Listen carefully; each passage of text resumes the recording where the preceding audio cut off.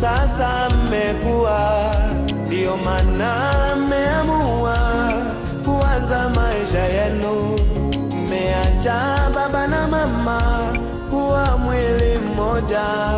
Ndoa yenu ni takatifu, mtu asiwatenge. Bila shaka mmejifunza mambo mbalimbali, japokuwa mmepitia vipindi tofauti. Katika yote hayo mshukuruni Mungu. Katika yote hayo mshukuruni Mungu, kwa kuwa amewafikisha hapa mlipo. Kwa kuwa amewafikisha hapa mlipo. Safari yenu ya ndoa mmeanza kwa imani, ndio maana mwategemea matokeo mazuri. Yale mtakayotatua mshukuruni Mungu, na yatakayo washinda mlilieni pamoja. Imani yenu yote iwekeni kwa Mungu, msiweke kwenye vitu. Shetani asijeona akipiga hivyo vitu, imani itayumba. Imani yenu ikiyumba, nanyi mtayumba, na ndoa yenu nayo itayumba, na ndoa yenu nayo itayumba. Tunawaombea mwende mkaanze maisha wenu juu. Mungu wenu awalinde zote uzime za wakubali. Neema ya Mungu kawafunike. Bwana akawe mwalimu wenu, Mungu wenu akawe mshauri wenu.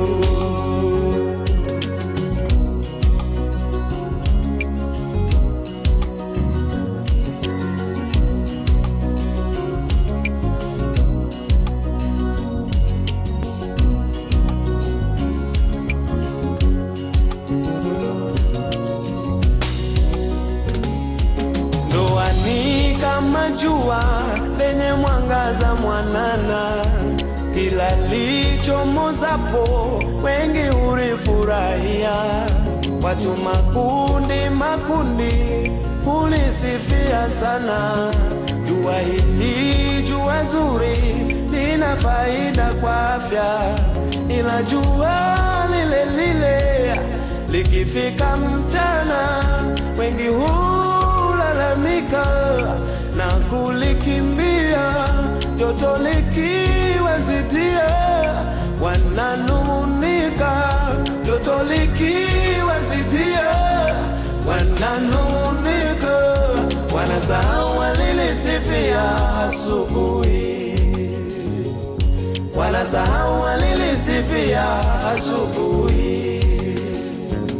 Jua likifika jioni faraja urejea tena, ila bahati mbaya jua laenda kuzama. Hapo sifa za asubuhi huanza kusikika upya. Walovumilia mchana hula matunda yake, ila tunawaombea Mungu awatetee. Mtakapofika mchana mkavumiliane, joto likiwazidia mkasameane. Msilipize kisasi, msije kujidhuru, mkakumbuke jioni ya amani yaja, mkakumbuke jioni ya amani yaja.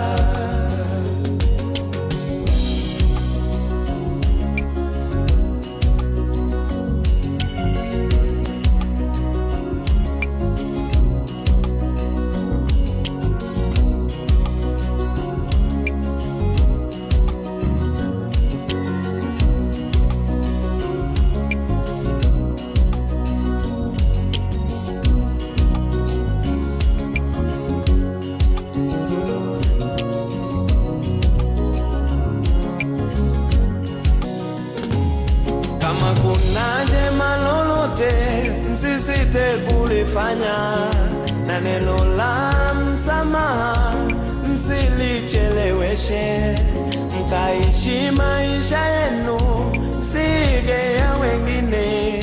Epukeni mazoea yanaleta kiburi, tena maneno mabaya huharibu tabia. Kamwe msije thubutu kuyatunza moyoni. Ndoa ni kipindi cha mwisho cha maisha ya watu, kitumieni vizuri kwa kuwa ni kifupi, maana hamjui lini kifo kitawatenga. Maana hamjui lini kifo kitawatenga. Mtendee mema mwenzako kadiri utakavyoweza. Moyo waweza kata, ila jilazimishe. Kama ukitenda wema una utakachopoteza. Mtendee akiwa hai, macho yake yanaona. Wengi wanajilaumu kuwa walikosea, wakati wa kutenda wema wao waliumiza. Unaingia hapa.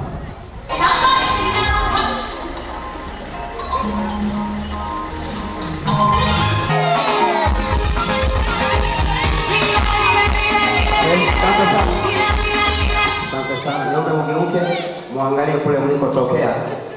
Yaani tunajaribu kuokoa muda. Saa 8 sasa tunakwenda kwenye saa 10. Tuombe bibi harusi tafadhali, kama una sauti hii tuombe uingie kwenye ukumbi huu.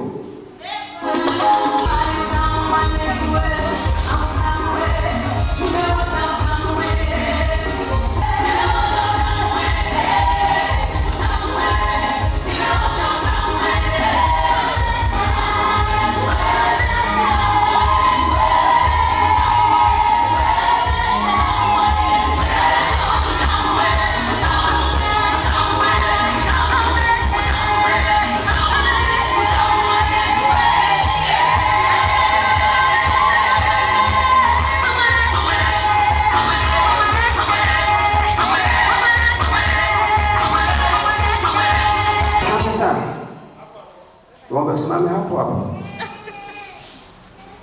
Jamhuri ya Muungano wa Tanzania tumeitangaza kwa muda wa siku 21. Kama kuna mtu yeyote ambaye ana sababu ya kimsingi ya kuzuia kwamba ndoa isifungwe, kama yupo nimkaribishe. Dakika 1 imekwisha kupita, ya 2 na ya 3 hayupo na asiwepo milele.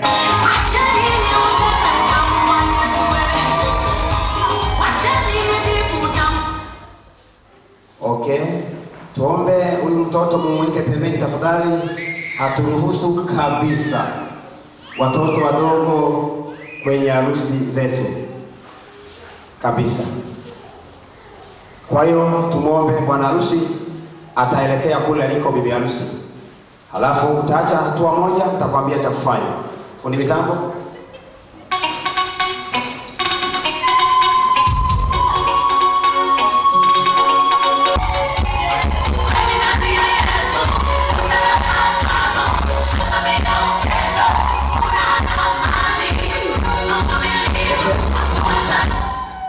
Asante sana.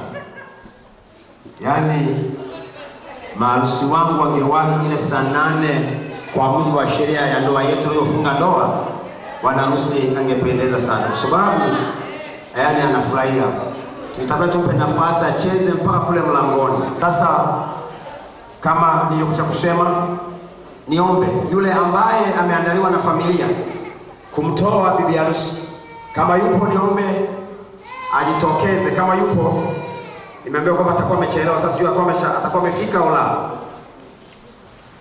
Kama atakuwa amefika sawa, kama hajafika hakuna shida, nitaendelea, tutampa nafasi baadaye. Yupo hayupo wa kumtoa bibi harusi?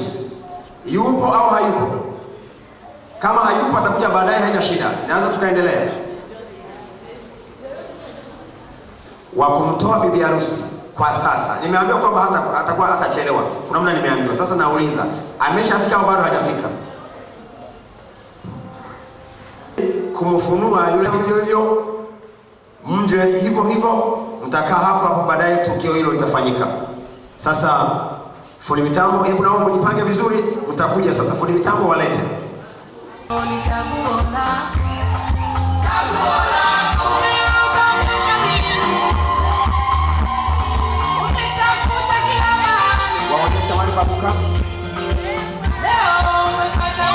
Waonyeshe mahali pa kukaa tafadhali.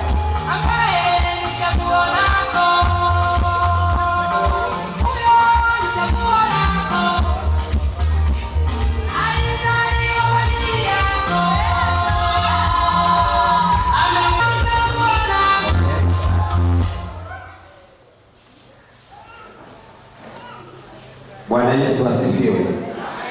Tunamshukuru Mungu, masomo yetu yameshafika. Na sasa kwa sababu muda wetu unakwenda, tabidi tuende kama muda ulivyo. Nimwalike mzee wetu wa kanisa Simeon Leonard Karinga, atakwenda kufungua ibada yetu kwa maombi na baadaye tutaendelea. Karibu. Na kila sababu ya kusema asante kwa ajili ya muda huu Bwana. Asante Baba kwa ajili ya maharusi wetu wanaokwenda kutimiza haki zote siku ya leo. Baba, tunapoanza ibada hii, tunaomba Roho Mtakatifu kwa pamoja nasi. Na yeye tunakwenda kujifunza pia yakapata kibali machoni pako. Asante Baba hata kwa ajili ya mtumishi wako unapokwenda kufanya huduma hii, kamtie nguvu na kumuongoza. Tunakabidhi vyote mikononi mwako Baba, tukiomba na kukushukuru. Amen.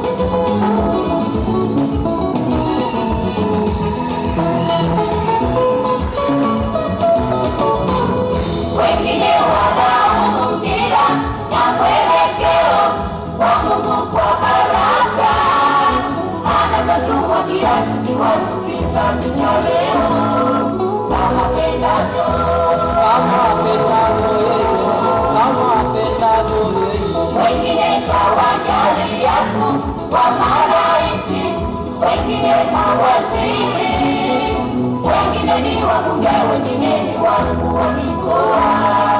Ungapendavyo ndivyo utenda. Wengine walaumu dira na mwelekeo wa Mungu kwa baraka, anazotumwagia sisi watu kizazi cha leo.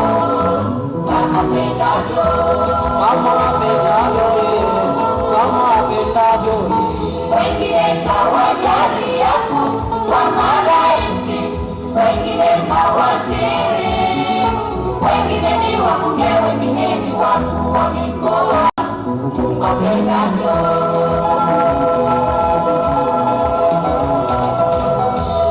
Wengine ni wakuu wa wilaya, wengine ni maafisa wa jeshi, wengine walipewa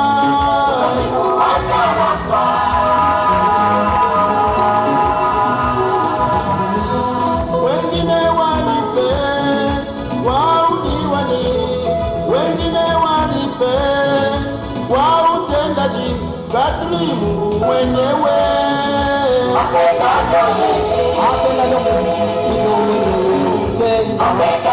yeye, hakuna mtu awezaye kupinga. Akikubariki hakuna mwanadamu aweza kupinga. Ananyesha mvua kwa wema na wabaya.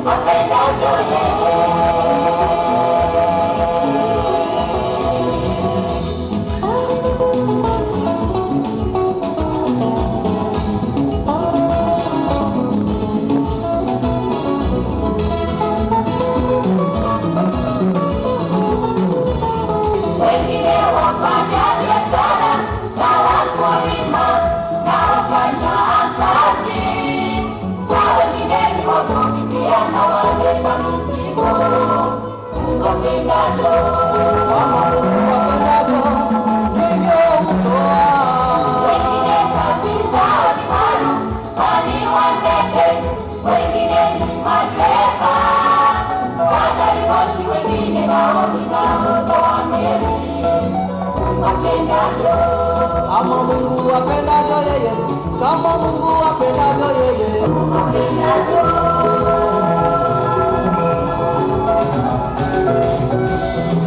Hizo ni riziki ambazo Mungu alimgawia kila mmoja apate iliyo yake.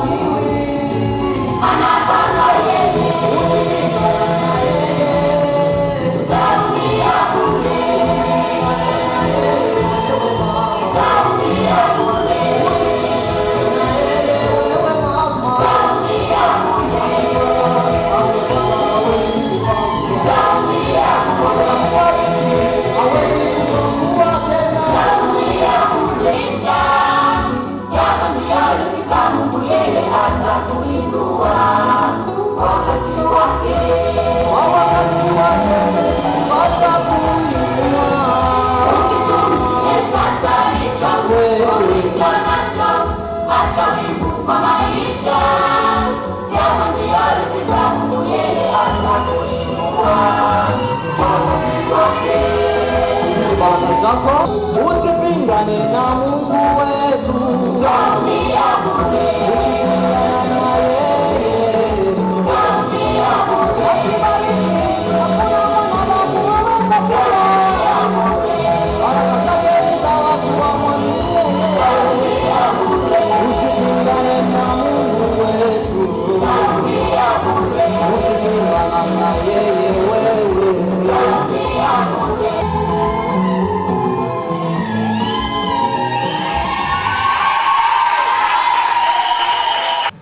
Amen. Asante sana waimbaji kwa uimbaji wenu mzuri, tunamshukuru Mungu. Na sasa tunakwenda kusikiliza maneno ya Mungu. Niombe kwa ajili ya neno. Baba, katika jina la Yesu, asante kwa ajili ya muda mzuri huu ambako maharusi wetu wako mbele zako Jehova, na tunakwenda kujifunza maneno yako Mungu. na maneno haya yafanyike sehemu ya maisha yao, na hiyo ni msingi wa kujengea ndoa yao ambayo wanakwenda kuianza siku ya leo. Na zipo ndoa zingine ambazo yumkini zinanyufa katika maisha yao ya ndoa, ziweze kupokea uponyaji kupitia maneno haya. Roho Mtakatifu utufundishe sasa, na unitumie kama chombo, nisiongeze wala kupunguza lile ambalo umekusudia kulinena kwa maharusi ya siku ya leo. Ni katika jina la Yesu ninaomba na kushukuru. Amen. Bwana Yesu asifiwe. Basi niombe tu unipe masikio yako kwa muda mfupi, niseme na hawa maharusi wetu, na ndio maana tunawaweka mbele, na baada ya kuwa wameyapokea, ni watu wazuri, watayaachia na sisi tuyapate. Haleluya. Kama ulikwisha kuoa zamani na unategemea kuoa hapo mbeleni, maneno haya yanakufaa sana, na unatakiwa usikilize kwa makini kwa muda mfupi tulionao. Tunakwenda kujifunza juu ya somo linalosema kwamba ndoa ni mpango wa Mungu. Ndoa ni mpango wa Mungu. Mungu ndiye mwanzilishi wa ndoa, na ndoa ambayo Mungu ameianzisha, wale wanandoa wanakaa kwa amani, wanafurahiana na kufurahishana. Hapo shetani hapati nafasi yoyote. Na wale ambao ndoa yao Mungu amehusika, maana yake ni kwamba wao wenyewe walimhusisha Mungu. Ndoa ambazo Mungu hahusiki nazo ni zile ndoa ambazo wengine wanachumbiana wako kwenye daradara, bahati wamekaa pamoja, msichana na mvulana, muda huo wanachumbiana, wanatoka Kariakoo kwenda Gongo la Mboto. Sasa katikati ya wawili, yumkini mmoja alitakiwa ashukie Vingunguti, hashuki Vingunguti, sasa anashukia Gongo la Mboto, na hiyo ndoa tayari imeshakoana. Ndoa za namna hizo Mungu hahusiki nazo kabisa. Kwa sababu ndoa ni mpango wa Mungu, kwa hiyo mwanadamu kazi ambayo anataka kufanya, anatakiwa aujali huo mpango wa Mungu, halafu autunze huo mpango wa Mungu na authamini. Wako watu wengine wako kwenye ndoa, lakini ndoa zao hawazithamini kabisa. Lakini ndoa ambayo Mungu amehusikia kuianzisha, wale wanandoa mipango yao yote inakwenda kwa utaratibu ambao Mungu anahusika nao. Na Biblia inasema katika ile Waebrania sura 13 na ule mstari wa 4a kwamba ndoa na iheshimiwe na watu wote. Ndoa haiwezi kuheshimiwa na watu wote wakati ninyi wenyewe wanandoa hamheshimu ndoa yao. Lazima wale wanandoa waheshimu ndoa yao, ndipo na wale watu wengine waweze kuheshimu ndoa yao. Na ndoa kama uheshimu, usitegemee kwamba hata watoto wako au ndugu zako na majirani zako na watu wanaowaona kwamba wataheshimu ndoa yao. Na tunaposema ndoa ni nini? Unaweza kujiuliza ndoa ni nini? Lakini ndoa ni muunganiko wa watu wawili wa jinsia tofauti waliokubaliana kuishi pamoja kama mume na mke, na wakubali kuambatana. Maana ziko ndoa zingine ambazo ni wanandoa kweli, lakini bado hawajaambatana, na ndiyo maana unamkuta mwanandoa mmoja wapo bado anakumbuka ya nyumbani kwao, huko alikotoka. Kwetu tulikuwa hivi, kwetu tulikuwa hivi, kwetu tulikuwa hivi. Na ndoa ya namna hiyo ya wanandoa hawajaambatana iko shida. Kulikuwa na uwezo, kwetu kulikuwa na haya, huku kuna haya. Sasa kama ndoa Mungu amehusika na wakubali kuambatana wao wanandoa, maana yake ni kwamba wanakwenda kujenga maisha yao. Hiyo ndiyo maana ya ndoa. Lakini kama kwenye ndoa kila mtu anasema nataka haki, kila mtu anasema kwamba na mimi na haki ya kusema na kuamua chochote bila utaratibu, hiyo haileti baraka kwenye ndoa yoyote.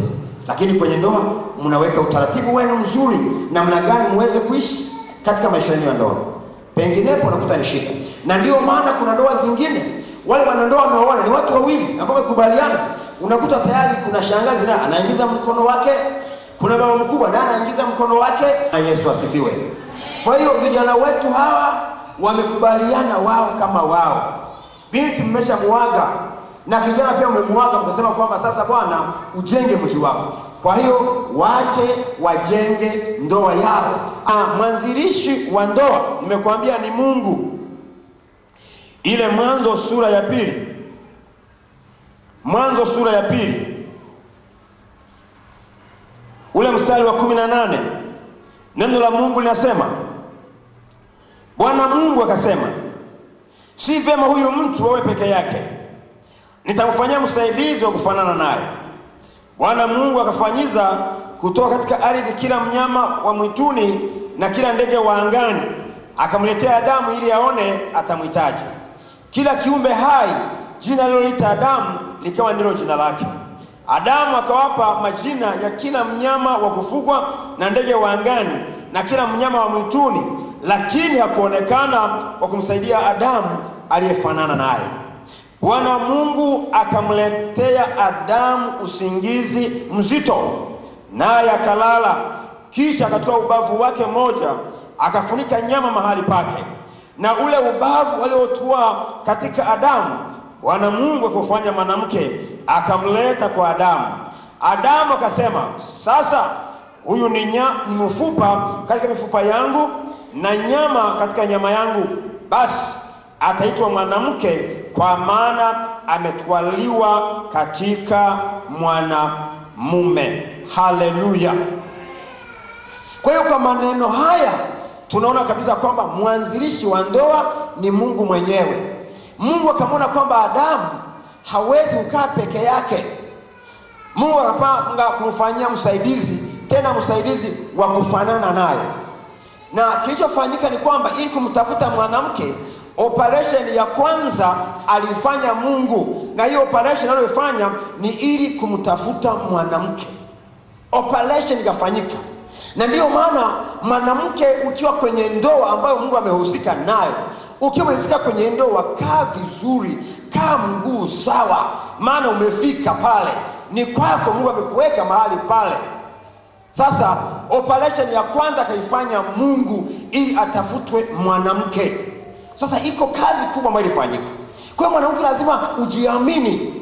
Mahali pote pale ulipo kwenye ndoa yako, ujiamini na ujue kwamba pale umefika kwenye ndoa kama Mungu kweli amehusika kwenye hiyo ndoa. Sasa Adamu akatolewa ubavu mmoja, na ule ubavu uliotolewa akatengenezwa Adamu. Zainabu, huko upande ulikokaa, sisi tukwambia ukae, lakini kwa sababu mpango wa Mungu akajua lazima ukae mahali hapo. Na upande huo ulikokaa, huyu mheshimiwa hawezi kulala na hiyo suti, itafikia masaa ataivua. Hasa akaivua, kazi ya nyumbani na kupo taifanya. Na kisha geuka upande mwingine uhesabu zile mbavu, utakuta upande huo uliko kuna ubavu mmoja umepungua, na huo uliopungua sasa ndio umetengenezwa wewe. Na kama umetengenezwa wewe, maana yake ni kwamba wewe ni nyama katika nyama ya mume wako, na wewe ni mifupa katika mifupa mume wako.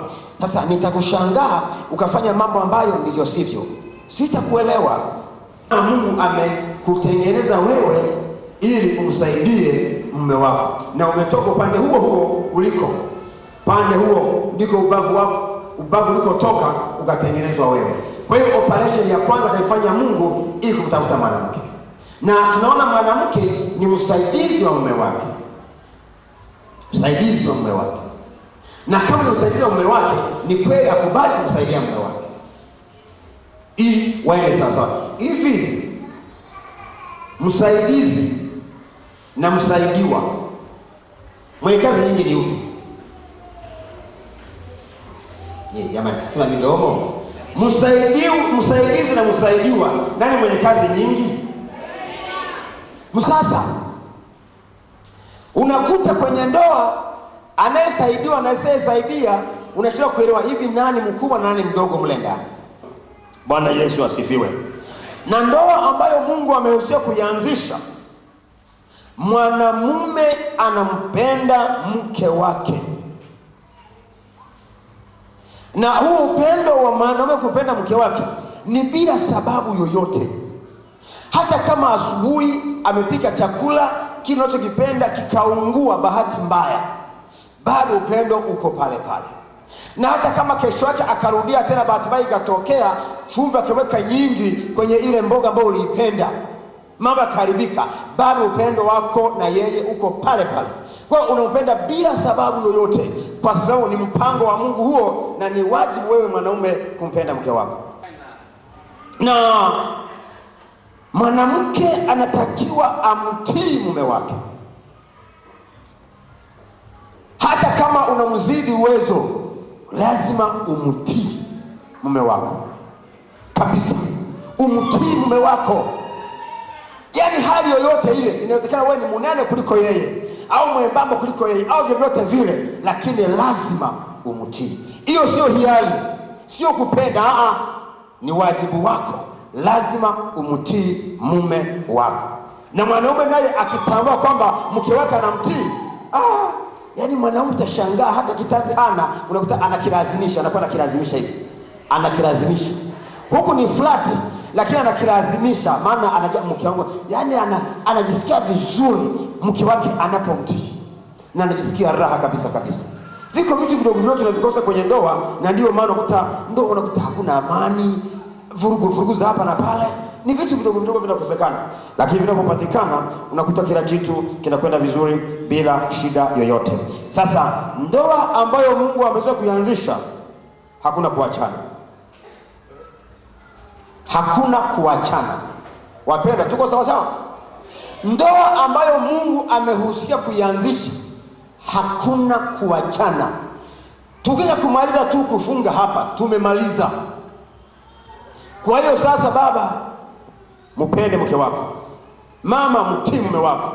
Sasa mkianzia hapo, yale mengine yanayofuata, yani marupurupu kwenye ndoa, shetani atapata wapi nafasi ili aweze kuivuruga ndoa yenu? Sasa unajiuliza, hii na hii imetoka wapi? Fulani anakusikia haitiki. Kabisa, anakauka. Sasa unajiuliza hii nao nini sasa? Na ndoa ambayo Mungu ameweza kuianzisha, wale wanandoa wanaheshimiana. Heshima iko pale pale.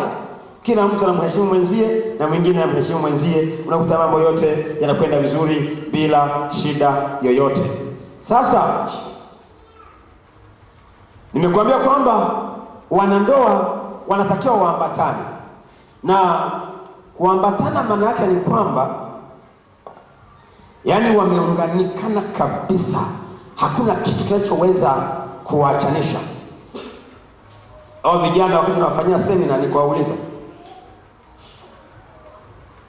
kuambatana. Nikawapa mfano kwamba anachukua karatasi mbili, nyeusi na nyeupe, nikapakaza gundi, halafu nikazishikamanisha, nikaziambatanisha, zikakamatana sawa sawa, ikakauka. Halafu nikamwambia kwamba kila mtu achukue ya kwake, chukua kipande chako vile vile kilivyo chukue. Waliniambia kwamba haiwezekani. Nikasema lazima iwezekane, maana lazima kila mtu achukue sehemu yake. Hiyo ni lazima, na kama ni lazima ufanye nini? Uwajibu kujitahidi kufanya. Walichoniambia, wakaniambia kwamba nikijitahidi matokeo yake nitachana. Na walioambatana wanakusanya pamoja, na hao walioambatana pia kila jambo wanalolipanga wanaliamulia wote kwa pamoja. Hayaleta shida, yasipate nafasi yoyote. Lakini pia majukumu ya ndoa kuachiwa mtu mmoja, hiyo nayo inaleta shida. Wakati uweze kusaidiana ulikuwepo. Kuta mwingine ana fedha, yeye ana ibada ya kwake ili nyingine ndio ifanye kazi. Hiyo inaleta shida sana kwenye ndoa. Na mambo yanayofanya ndoa idumu, najaribu kwenda haraka kidogo. Mambo ambayo yanafanya ndoa idumu, jambo la kwanza ni kuombana msamaha. Mtu anapokuwa amekosea, amuombe msamaha mwenzie. Alafu pia kumpa mwenzako pole. Wakati mwingine amefanya kazi sana, wakati mwingine amezunguka sana, amefanya hivi, mwambie pole mke wangu. Pia kumwambia asante anapofanyia jambo zuri. Ni vitu vidogo vidogo, lakini vya muhimu sana kwenye ndoa. Alafu sasa jambo la mwisho ni kulipa kisasi. Ya mwingine anasema kwamba kwa sababu amenikosea, basi na mimi usilipe kisasi. Anataka kulipa kisasi ni Mungu peke yake na sio mwanadamu. Kwa hiyo mwenzaji ukosea, wewe msamehe tu na usije ukalipa kisasi. Kulipa kisasi inaleta shida sana kwenye ndoa. 3 ule mstari wa 8 na wa 9, neno la Mungu nasema, neno la mwisho ni hili: muwe na nia moja, wenye kuhurumiana, wenye kupendana kama ndugu, wasikitikivu, wanyenyekevu, watu wasiolipa baya kwa baya au laumu kwa laumu, bali wenye kubariki, kwa sababu hayo ndiyo mlioitiwa ili murithi baraka. Mungu na atubariki na maneno haya. Amina. Baba, katika jina la Yesu ninakushukuru. Asante kwa ajili ya maneno haya ambayo nimeyasema mbele ya watakatifu wako hawa. Naomba ndoa ambazo zilijeruhiwa zipokee tiba kwa maneno haya, na ndoa ambayo inaanza leo, maneno hayo ni msingi sana kumsaidia katika maisha anayokwenda kuyaanza. Asante Jehova kwa kuwa unaweza na kutenda. Asante Roho Mtakatifu kwa utatilia muhuri ndani ya mioyo yetu ili yatusaidie katika maisha yetu ya ndoa. Ninakushukuru ni katika jina la Yesu uliye Bwana Mwokozi wetu. Amen. Amen. Tutakwenda kutolea Mungu, maana Biblia inasema tusiingie hemani mwa Bwana mikono mitupu. Na tuombe kwaya Calvary, watakuwa wanaimba wimbo mmoja. Wakati huo tunamtolea Mungu sadaka. Tuombe mashemasi, mtuandalie chombo tutoe sadaka.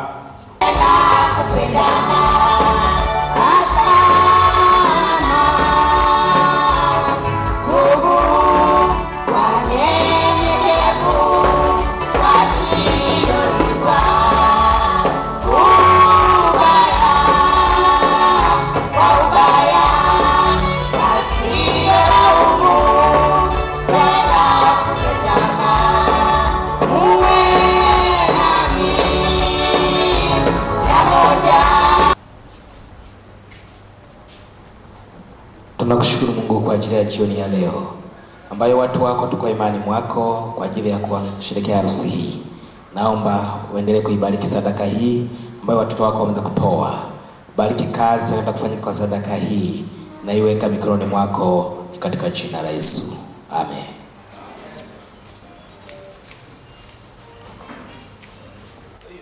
Bwana Yesu asifiwe. Labda niulize tena swali.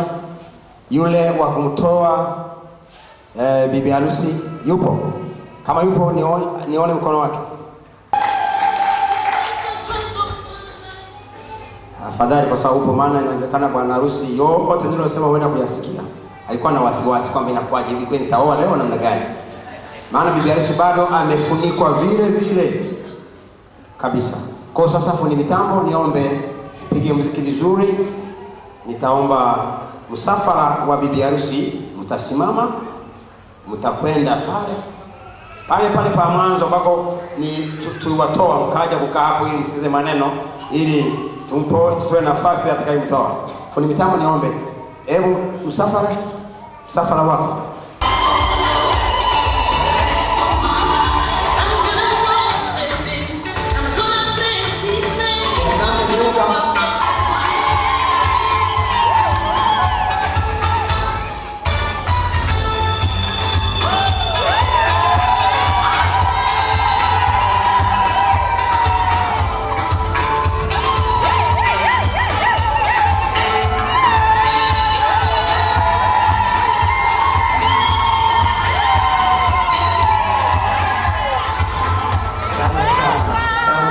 Safi sana.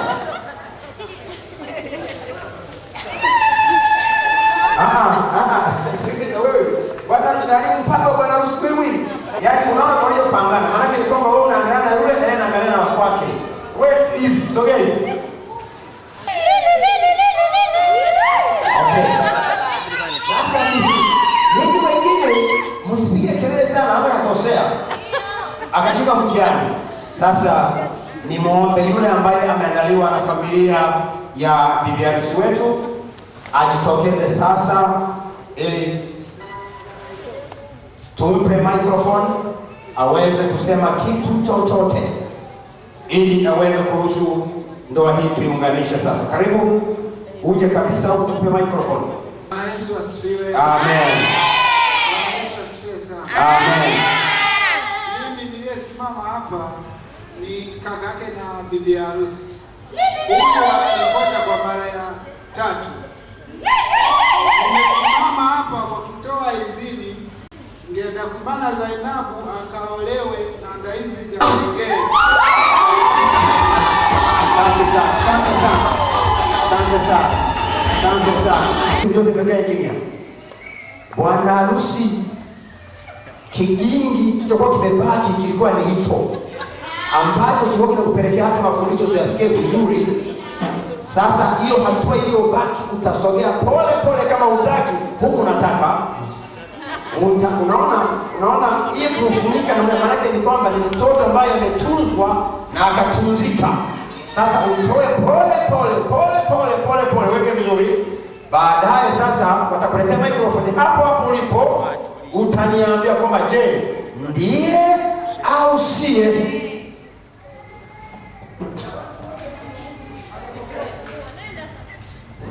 Yes. Yaani msimbugudhi mkasema mengi akashika. Pole pole kama utaki unataka. Haya. Safi sana. Okay. Safi sana. Kwanza weke vizuri maana sije akakosea. Okay. Safi sana. Kwanza weke vizuri maana sije akakosea. Lazima angalie walifungia wapi. Safi. Hiyo ndio hivyo yenyewe.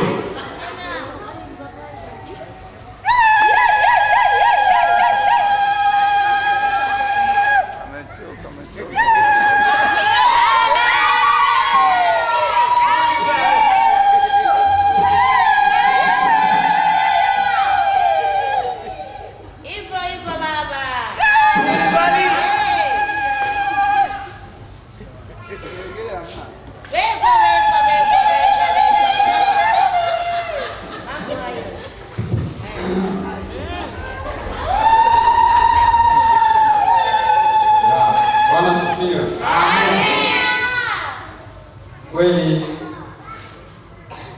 mwenyewe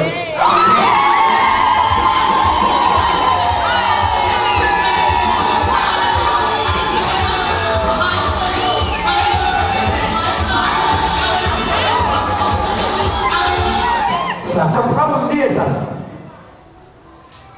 Wewe macheko ndio yapande pande zile vizuri. Sasa watoto hapo katikati muache jamaa yaani ziruke.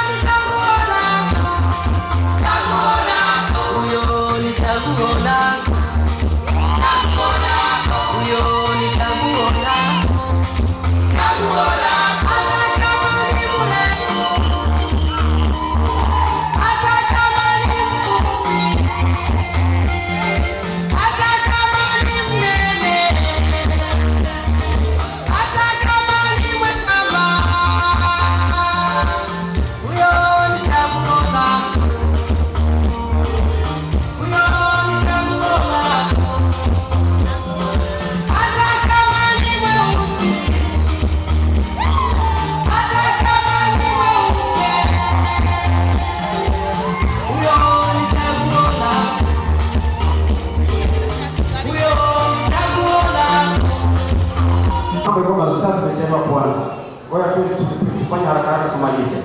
Okay, maharusi wetu hao wameshafika. Sasa swali. Kuna mtu yeyote aliyekulazimisha umuoe Zainabu? Amna. Kuna mtu yeyote aliyekulazimisha uolewe na Daisika? Hapana. Sasa kama ni hapana wote ni hapana, maana ni nini? Ndio ule mpango wa Mungu kwa nini tuojifunza. Okay. Niombe ukimteni mwangalie na naye. Mwangalie na naye. Angalianeni namna hii, angalianeni. Sasa hawa wameangaliana. Wakati wanatumiana wanapenda sasa kuwepo. Hebu niombe umsalimie ile salamu ya kwanza unayosalimia wakati unamuona ukamwambia nakupenda. Hivyo. Kumbe walifanya hivyo. Sasa atakwenda kula kiapo. Ndio wewe.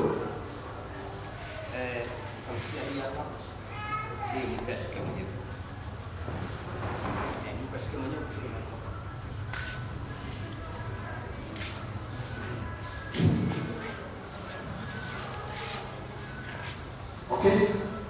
Sawa bwana, twende kazini. Mimi Ndaisiga Kengee na kupokea wewe ngenda kumwana Zainabu kuwa mke wangu niliyechaguliwa na Mungu ili niishi na wewe siku zote za maisha yangu kuanzia sasa. Ninaahidi mbele za Mungu na mbele za mashahidi hawa kuwa nitakupenda, nitakutunza, nitakuheshimu, nitakutii, nitakustahi, nitakujali katika hali yoyote ile, iwe katika shida au raha, iwe katika uzima au magonjwa, iwe katika utajiri au maskini. Nitaepukana na wengine wote ili nikutunze. Mungu nisaidie.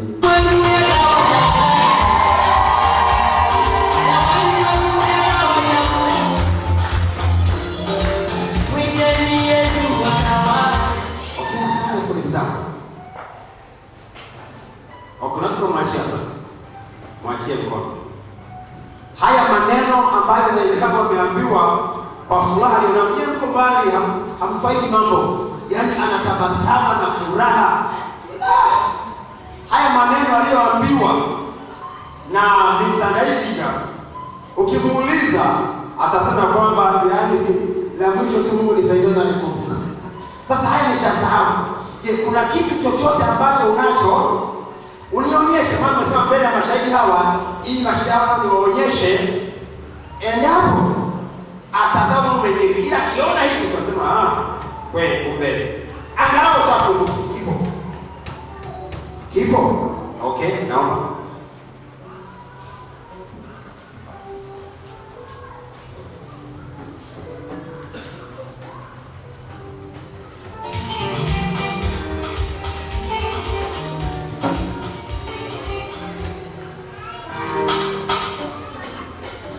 Okay, jamani, anayo pete hapa. Pete hii hakuna mahali ambapo tumefanyiki, angalia. Maana ni kwamba ni upendo usio na kikomo. Kwa hiyo nakupenda haina ukomo. Sawa sawa? Okay, asante sana.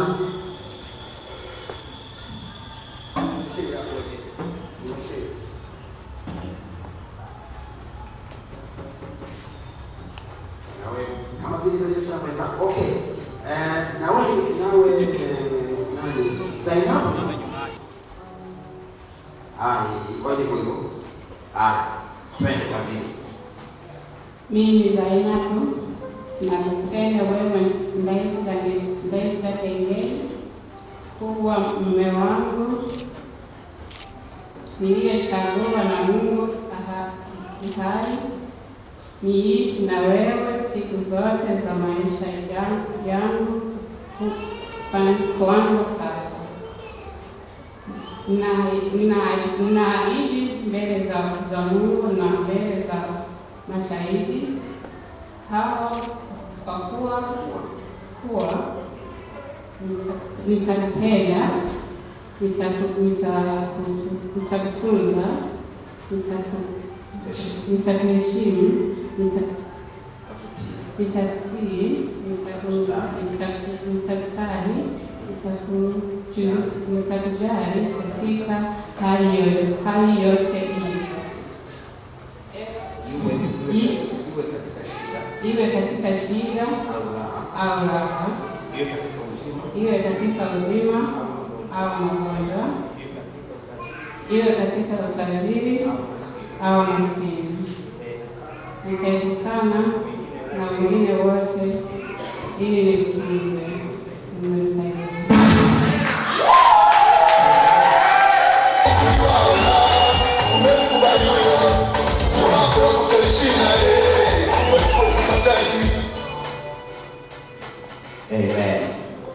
Asante sana. Na huyu Zainabu haya maneno mwambia, ukimuuliza rafiki yangu sababu alikuwa anajidudika pale, yaani ni moja tu, Mungu nisaidie. Unachochote kile ambacho tunataka tuonyesha ili tuonyeshe na wengine ili akisahau hayo akumbuka angalau hilo.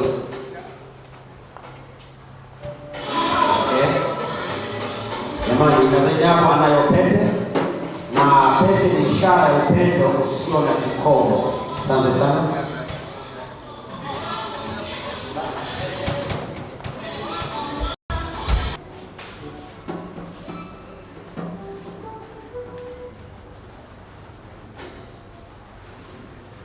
Pete hii ninakupa wewe kama ishara ya kwamba wewe ni mke wangu niliyechaguliwa na Mungu.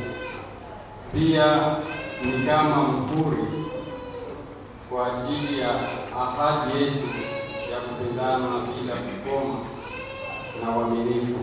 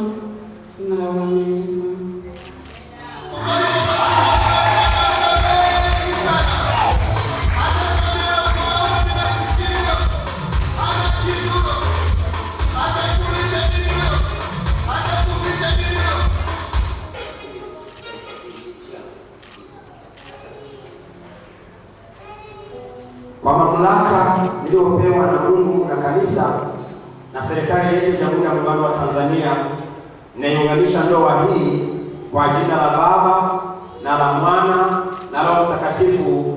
Amina. Natamka kwamba hawezi kuunganisha Mungu mwanadamu yeyote asitenganishe.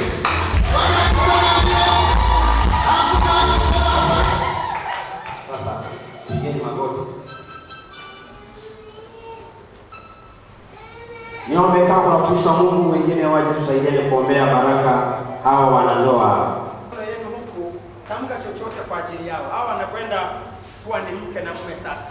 Chochote kile ambacho unaambiwa kutamka kwa ajili yao, ndio tunaombea baraka hivyo. Hapa tunaombea baraka. Sasa hebu tamka kitu kwa ajili yao. Tuombe. Bwana Yesu mfalme wa falme, tazama Bwana, tuna kila sababu ya kusema asante kwa ajili ya vijana wetu hawa ambao hakika siku ya leo tarehe 14 Baba wamekwenda kuungana kuwa mwili mmoja na sio wawili tena.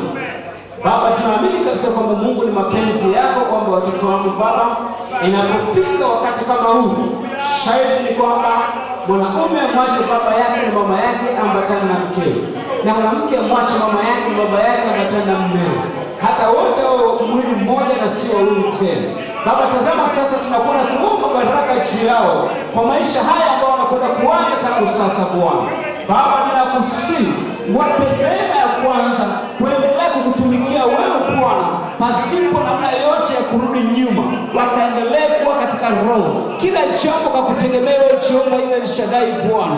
Hakika Mungu akapata kuwa msaada mkubwa pia katika familia ambao wanakwenda kuianza sasa.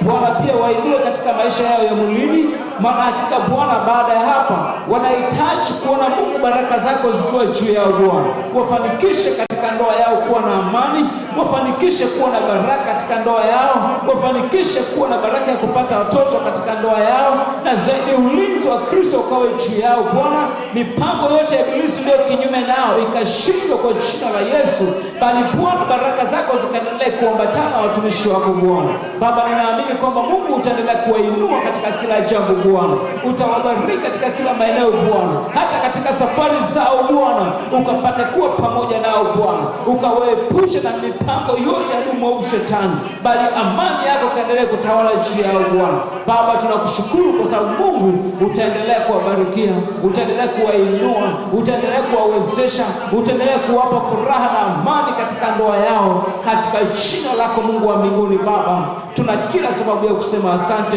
kwa kuwa Bwana utafanya hivyo na kuzidi. Ni katika jina la Yesu tuomba na kushukuru Baba, amen.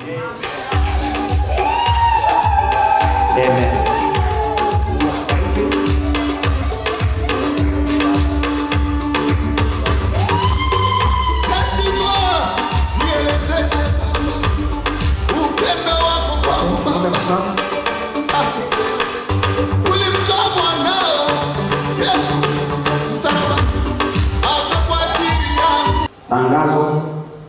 Tangazo.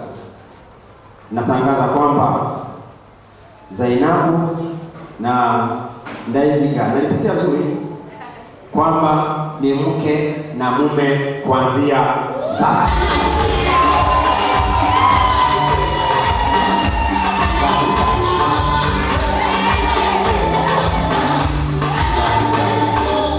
Kwenda kusaini shahada ya ndoa.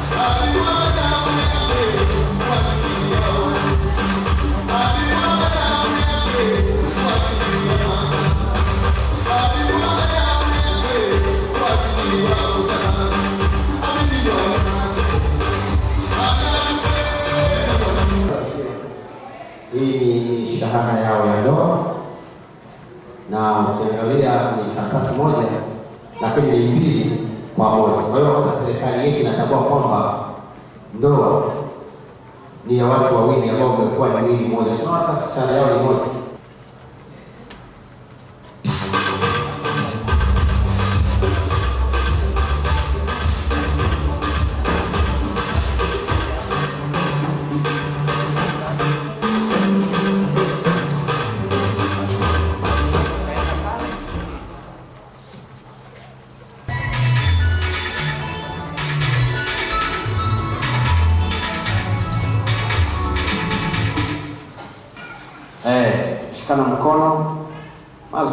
majambazi wengi siku hizi, yaani wewe ni wa kwako kabisa. Kweupe kote watu wameshangilia, wameona kabisa, wote tumeona, hata ambaye hana macho mazuri ameweka na miwani ameona. Sawa sawa, okay. Kwa sasa niombe kama kuna wa kuelekeza baada ya kutoka hapa, mambo yako utawatoa nje kwa muziki mololo.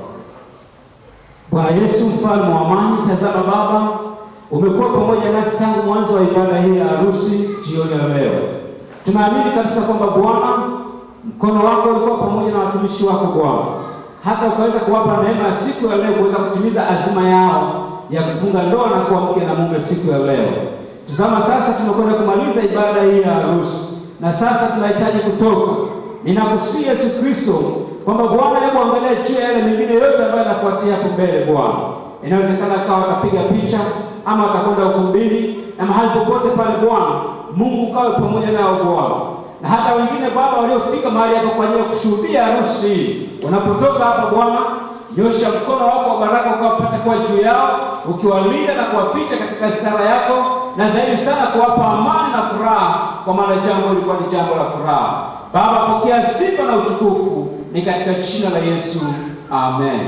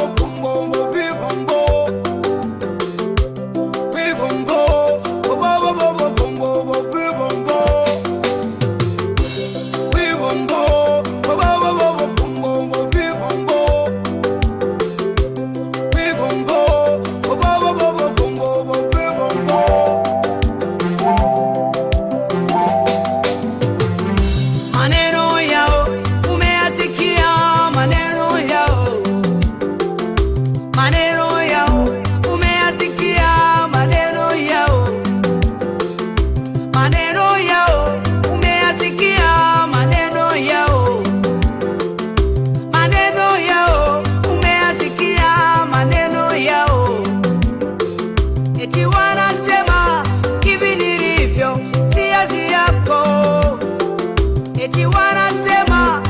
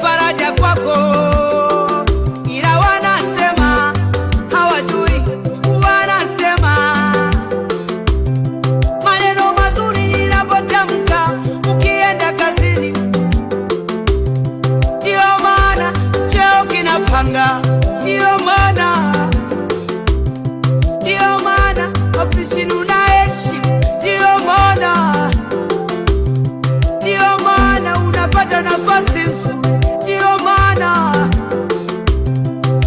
maana biashara zinakwenda, ndio maana vivombo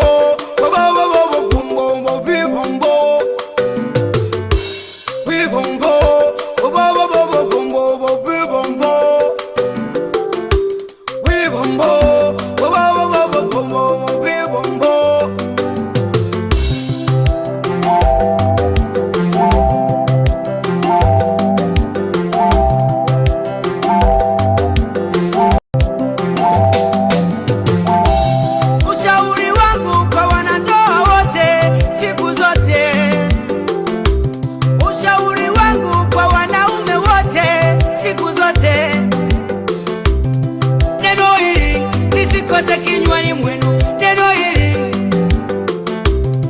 neno hili lisikose kinywani mwenu, neno hili.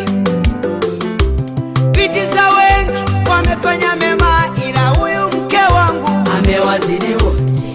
Mabinti za wengi wamefanya mema, ila huyu peke yake amewazidi wote. Nimewaona warembo wengi, ila huyu mke wangu amewazidi wote. Nimewaona amewazidi wote. Katika mabinti niliowaona, ila huyu peke yake amewazidi wote.